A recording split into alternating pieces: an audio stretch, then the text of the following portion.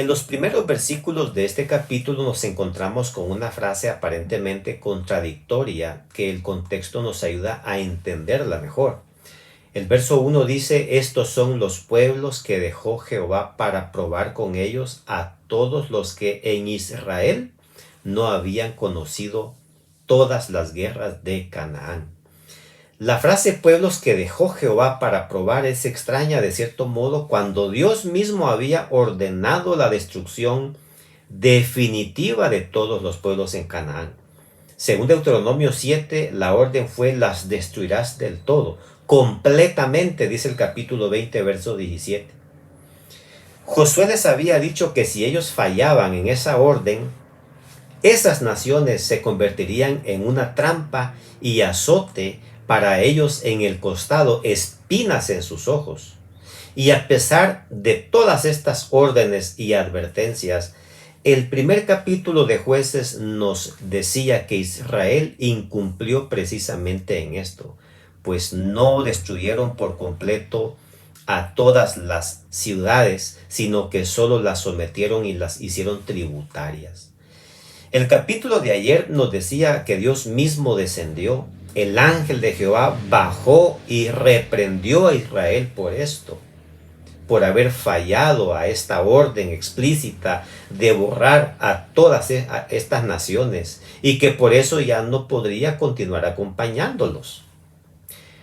Pero lo que sí es cierto es que hubo algunos pueblos que Dios sí prohibió tajantemente tocar. Por ejemplo, los moabitas y los edomitas, que eran parientes en este caso de ellos, porque descendían de Lot y de Saúl. Entonces no podían, pues, obviamente tocar. También de otras naciones, quizás fuera de sus fronteras más lejanas, pues quedaron, obviamente, para poder más adelante hacer esas conquistas. El verso 2 explica que eso Dios lo hizo así, pues para que Israel tuviese en este caso la experiencia más adelante de continuar haciendo guerras y así depender de Dios mientras ellos trabajaban para Él. El tema es que Israel se debilitó y no cumplió, no continuó, y automáticamente las enemigas se fortalecieron, porque normalmente cuando nosotros nos debilitamos, el mundo se fortalece en nosotros.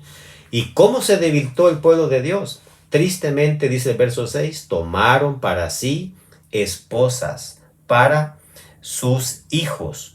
Es decir, trajeron mujeres extranjeras para sus hijos, y a sus hijas también las entregaron, en este caso, a los extranjeros. Se mezclaron entre ellos, se emparentaron entre ellos. Eso es exactamente lo mismo que menciona Génesis, que hizo el pueblo de Dios previo al diluvio, y fue lo que causó la desgracia en el mundo a tal punto que Dios lo tuvo que destruir. Es decir, en la Biblia el yugo desigual es malo, es prohibido. No se puede en verdad salir de esa situación sin experimentar consecuencias. Incluso el verso 7 dice que el resultado de esta mezcla entre los paganos y ellos fue que los hijos de Israel hicieron lo malo ante los ojos del Señor y olvidaron al Señor su Dios, sirviendo a los Baales y a las imágenes de acera. Es decir, mis amigos, nosotros no podemos entrar en componendas con el mundo. Pablo decía: ¿acaso hay en este caso relación entre la luz y las tinieblas? Entre Belial y el Señor. White dice que despreciando su elevado destino, ellos escogieron el camino del ocio y de la complacencia. Es decir, el pecado nos relaja, nos lleva a complacernos a nosotros mismos. Dejaron pasar las oportunidades de completar la conquista, porque ellos ya no querían continuar. Cuando nosotros estamos espiritualmente mal, no sentimos ánimo de hablarle a alguien y conquistarlo para Cristo Jesús. Eso es lo que sucedió con ellos. Así que tristemente estas naciones vinieron y los afligieron con el tiempo. El peor mal, mis amigos, que puede acaecerle a un cristiano es el ocio físico y espiritual, la relajación, el estar desocupados, el no hacer nada. Como dice Trapp, la vida sedentaria está más sujeta a enfermedades. Las aguas estancadas, rápidamente se echan a perder.